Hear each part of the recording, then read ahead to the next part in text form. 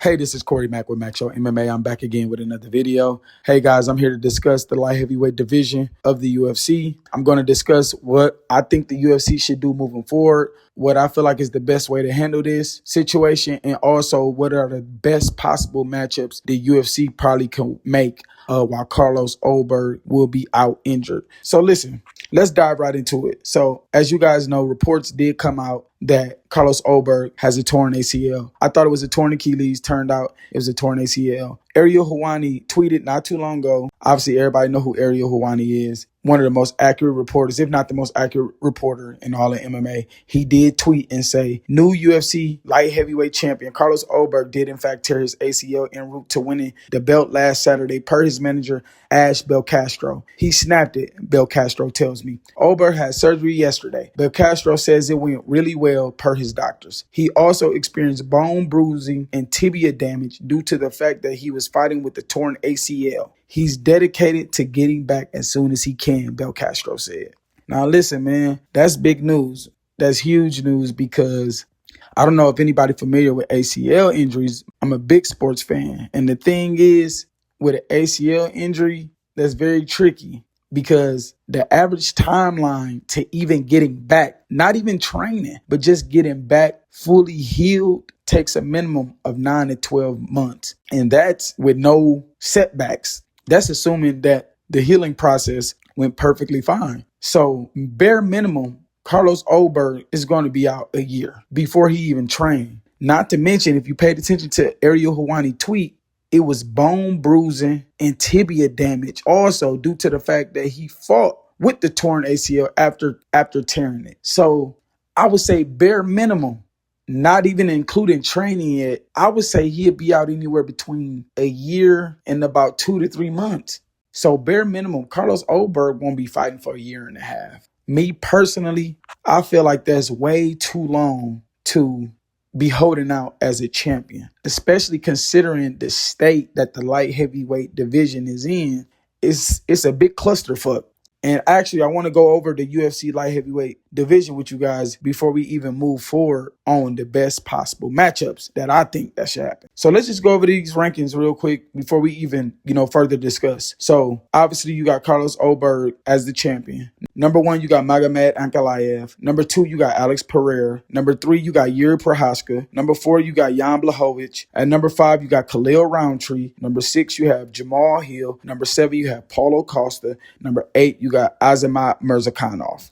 Now, let's just go through that list. Those are clearly your top guys in that division at this moment in time. So let's just go over all these guys. So Ankalaev is coming off a loss, a TKO loss. Alex Pereira is going up, as we all know, to the heavyweight to fight for the interim against Cyril Gane. Yuri Prochazka just got TKO'd against Carlos Ulberg, or KO, whatever you want to call it. Jan Blachowicz, he's coming off a loss and then a majority draw. You got Khalil Roundtree. He's coming off a KO loss. You got Jamal Hill. He's coming off 3 losses in a row. You got Paulo Costa. We'll come back to him in a minute. You got Azamat Murzakanov. Just got finished at UFC 327 by you already know who. I skipped him for a reason. The only fighter that is in the top 8 of the UFC light heavyweight rankings that is on the win streak is number 7, Paulo Costa.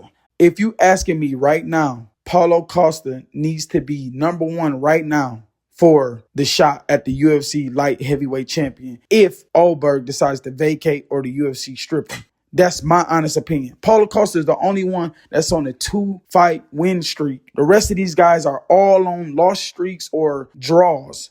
Paulo Costa needs to be number 1. And the name value is already there. And guys, I got breaking news that I want to share with you guys literally in the middle of me recording. Jan Blachowicz is out of his rematch against Guskov at UFC 328 due to a torn meniscus. Those guys fought to a majority draw some months back, and they were going to have a rematch. But Jan Blachowicz is out at UFC 328 with the torn meniscus. So he's out of the conversation. And that's live, and that's breaking news I just dropped. In the middle of this video, the notification just came to my phone. So Jan Blachowicz is not even a factor at this point. So he's done. So now your only options literally is Ankalaev.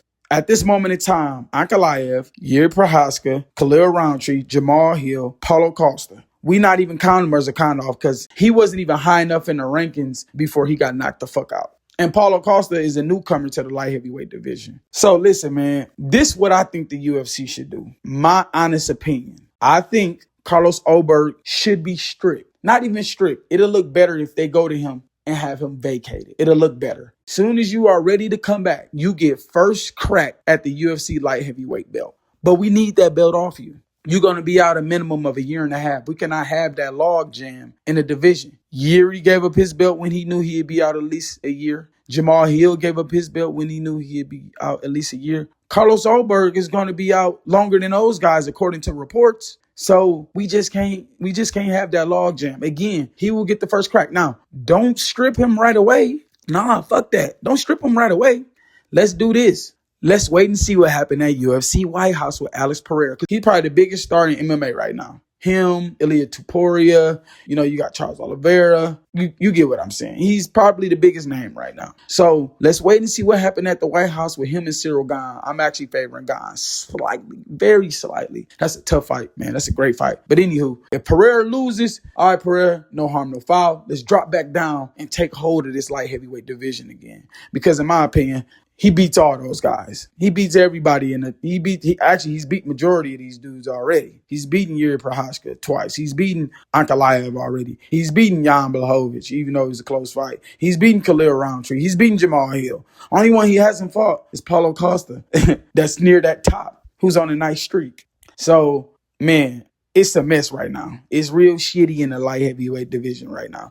But you strip Carlos Ulberg later. But you wait to see how the UFC White House interim heavyweight title fight play out between Alex Pereira and Cyril Gane. If Alex Pereira loses, you match him up against Paulo Costa. That's a banger. That's fire. I don't want to hear nothing about an Ankalaev rematch. Ankalaev needs to get a win or two. He winning that fight, got cracked, laid down, and basically curled up like a bitch. I don't want to hear nothing about Ankalaev. Let him at least get a win before that conversation even take place. But for right now, Paulo Costa should be ahead of everybody right now. The name value is there. The fighting style is there. We know what he brings to the table. He's an exciting fighter, great striker. You put that up against Alex Pereira, that's top tier worthiness right there. Every UFC, every MMA fan to tune in.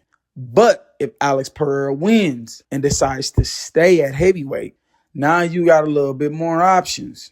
Ankalaev has to fight, in my opinion. Yuri Prochazka has to fight, in my opinion. Those would be your top two choices. People mentioning Khalil Roundtree. Okay, you could match Khalil Roundtree up with Ankalaev. Maybe do the winner of that. Maybe do Yuri Prochazka and Ankalaev. That'll probably make the most sense. Ankalaev, he's number 1. Yuri Prochazka, he's number 3. Match those two guys up. Make it a number 1 contender fight if Alex Pereira wins at UFC White House and begins waiting on Tom Aspinall. You book Ankalaev and Yuri Prochazka, and the winner of Magomed Ankalaev and Yuri Prochazka fights Paulo Costa for the light heavyweight championship. That's how you do that. So again, if Alex Pereira loses, you make Pereira and Paulo Costa, no doubt. If Alex Pereira wins, you make Ankalaev and Yuri Prochazka fight for the number 1 contender. The winner fights Paulo Costa for the unified light heavyweight championship after you strip or Carlos Ulberg, quote unquote, vacate. That's perfect right there. That's perfect. That'll solve a lot of problems. And again, whoever the winner of Paulo Costa and Ankalaev or Prochazka, if you draw that fight out long enough, the winner could just sit back and wait on Carlos Ulberg. But again, I think you should book that light heavyweight championship bout for either later this year, which is more than likely. And I think Ankalaev and Prochazka, if Pereira loses, that should be booked sometime in the summer, late summer. And then the winner will fight Paulo Costa. In my opinion, it should be done by the end of the year. Either the end of the year or the very beginning of next year, 2027. And the champion awaits the former champion who had to vacate due to injury. They will face Carlos Ulberg.